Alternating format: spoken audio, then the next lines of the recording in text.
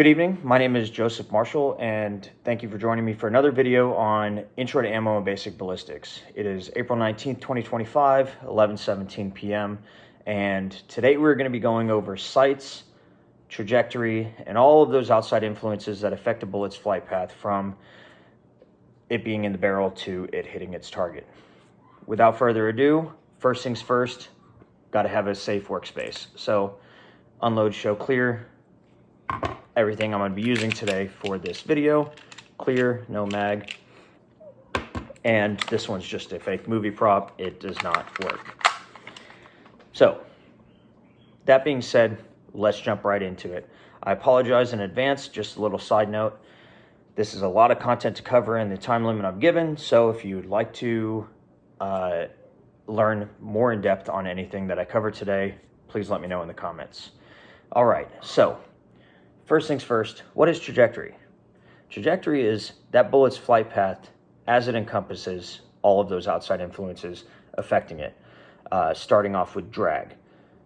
Drag is essentially the atmosphere itself acting opposite the bullet's flight path. It's moving forward, drag is pushing it back.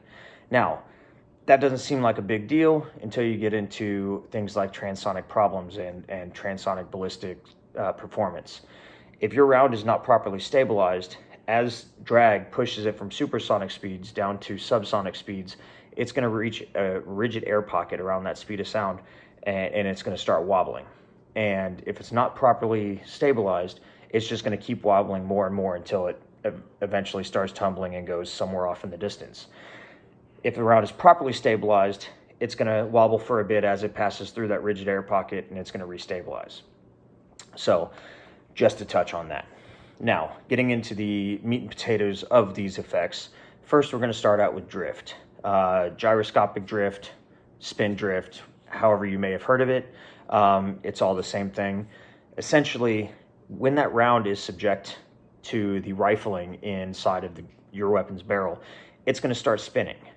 And as it comes out of the barrel, it's going to spin, it's going to push the round to the right. Not a big deal at shorter ranges, but as you get farther and farther out, you're going to have to correct for it. Next, we have the Magnus Effect. The Magnus Effect is essentially how the crosswind affects that round. And what I mean by that is, say you have your round spinning to the right because of that rifling. The second it leaves the muzzle, it's introduced to whatever crosswind you have. If you have a crosswind that is moving the same direction from left to right across that round, it's going to create a high pressure pocket underneath the round, which is going to kind of tilt the nose cone up a little bit, resulting in less drop throughout the bullet's flight path. Oppositely, if it's moving to the right because of drift and the crosswind is going from the right to the left across the opposite direction, it's going to put the high pressure pocket above it, and it's going to tilt the nose cone down a little bit, resulting in more drift, or excuse me, more drop throughout the flight path. That gets us into directional problems, directional effects that you need to account for at longer distances, i.e. the Coriolis Effect and the Eotvos Effect. Apologize in advance if I butchered that pronunciation.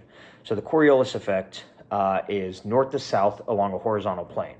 What that means is, picture the Earth. The Earth is spinning. You have the North Pole. It's spinning like this, but you have that same point on the equator that has to go across a lot larger distance, so it's spinning a lot faster. So if you're at the North Pole and you're shooting towards the equator, your target is actually going to be moving faster than you are as a person, and so you're going to be shooting behind the target. Vice versa, if you're shooting towards the North Pole, your target's going to be moving slower than you are, and you're going to shoot in front of the target at longer distances. Those are some things you have to take into account. The Eotvos Effect, on the other hand, is a east to west directional along a vertical plane. Take that same Earth, if you're shooting east to west, that Earth is spinning. And so when you take that shot, if you're shooting west to east, your target is actually going to be lower than you are by the time the bullet makes it to the target. and vice versa. If you're shooting east to west, your target's going to be higher than you are when that bullet reaches the target. So those are some things, long distances, that you have to account for when precision shooting. Now, vertical angles. Picture ski jumping in the Olympics. You see that guy or woman comes, off that cliff and jumps and just seems like they're flying forever, and then they get closer to the ground and then it looks like they take off again, but they never touch the ground. That's what vertical angle is. It doesn't matter which way you're shooting. If you're shooting low to high or shooting high to low, you're going to end up impacting higher because your line of sight differs from how gravity is acting on the round. Gravity will only be acting on the round for probably about 70% of that shot before it stops acting on it. So if you're shooting up like this, your line of sight is here, your round's going to hit here. So you need to aim here in order to hit. You need to account for that. That one is vertical angle. It has to do a lot with the Pythagorean theorem and angles themselves. We can get more into that in another video. But with that being said, my time's almost up. If you've learned anything, let me know what you've learned. If you want to know more in depth about anything, please let me know. Comment below and like, subscribe, all that jazz.